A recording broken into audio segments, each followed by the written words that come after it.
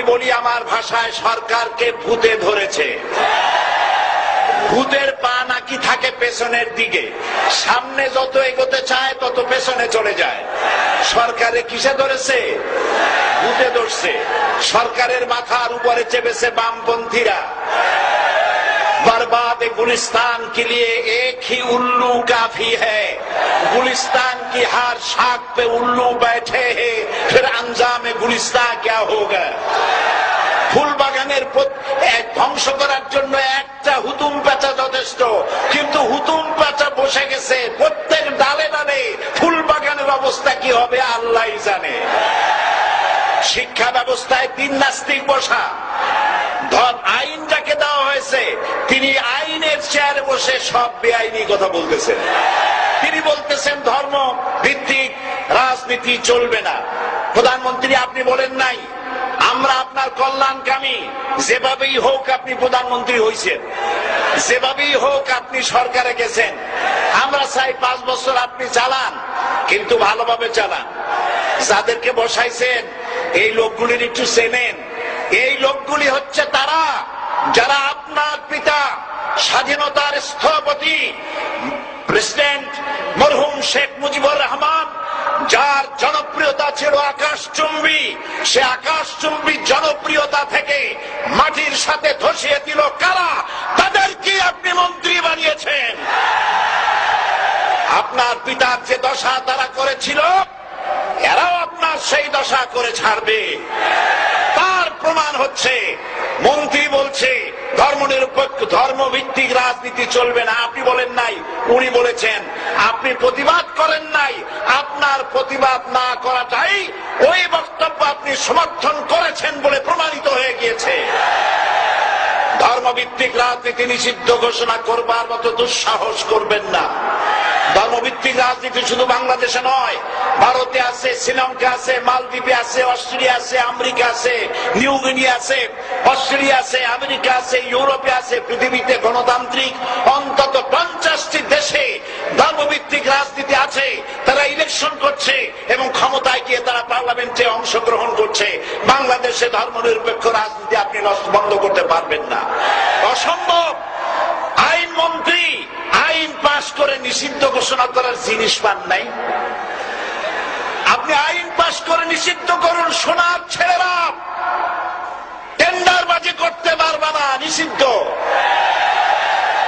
মাস্তানি করতে পারবে না, মেয়েগুলারে SMS করতে পারবে না ফ্রি টক টাইপে, শয়তানি বদমাশি করতে পারবে না, ওজনে কম দিতে পারবে না, খাদ্যে ভেজাল দিতে পারবে না। এইসব নিষিদ্ধ করতে পারবেন না। নিষিদ্ধ করার জিনিস পায় না, ধর্ম নিষিদ্ধ করো। তার মানে ধর্ম নিষিদ্ধ করতে পারলেই বড় বড় বোতল খাওয়া যায়।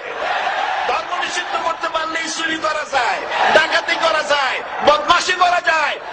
আমার সম্মানিত সেক্রেটারি জেনারেল বলেছেন ক্লাস 9-এর ছাত্রকে অস্ত্রের মামলা দিয়ে রিমান্ডে নেওয়া যায়। এই কাজ আপনারা বন্ধ করে দিন। আমি ছোট্ট একটি কথা বলে বক্তব্য শেষ করব। আপনারা সমস্ত 140 ভোট জারি করতেছেন, সব 140 ভোট জারি করেন কোরআনের তাফসীরের উপরে। যারা কোরআনের তাফসীরের উপরে 140 ভোট চালু করেন, আল্লাহর কাছে জবাব দিতে হবে কিয়ামতের ময়দানে। শেষ কথা বলি, বসেন বসেন, শেষ কথা বলে যাই। প্রধানমন্ত্রী, মাননীয় প্রধানমন্ত্রী, আপনাকে আবার বলি, আমরা আপনার শত্রু নই, আমরা আপনার শত্রু নই। আপনার শত্রু আপনার পাশেই। সিংহ, সিংহ, একটা সিংহ আর একটা নেকড়ে আর একটা পাতিশিয়াল, এই তিনটাই মিলে সারাদিন পরিশ্রম করে তিনটা শিকার করেছে। একটি খরগোশ, একটি হরিণ আর একটা বড় গরু। সিংহ বলছে আমি পরিশ্রম করে আমরা তিনজনে শিকার করছি, কিন্তু আমার নিয়ম হলো বিচার ব্যবস্থা না করিয়া, ভাগ না করিয়া খাওয়া আমি পছন্দ করি না। তো আমি প্রথমে দায়িত্ব দিলাম নেকড়ে কে, নেকড়ে ভাগ কর।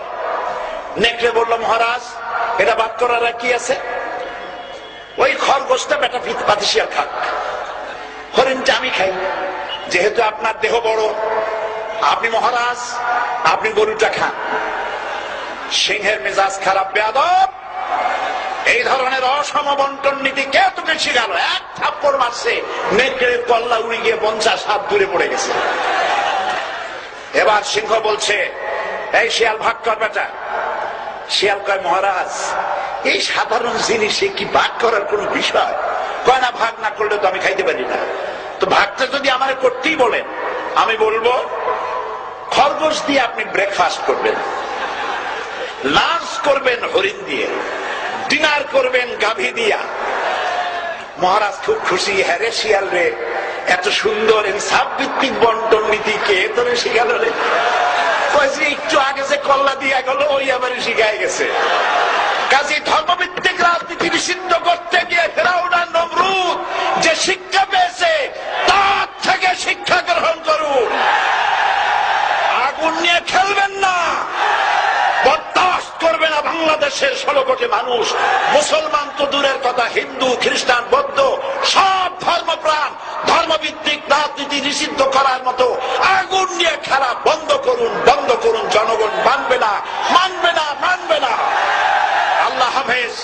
বাংলাদেশ জিন্দাবাদ, বাংলাদেশ জামাত ইসলামী জিন্দাবাদ, বীর চট্টলা জিন্দাবাদ।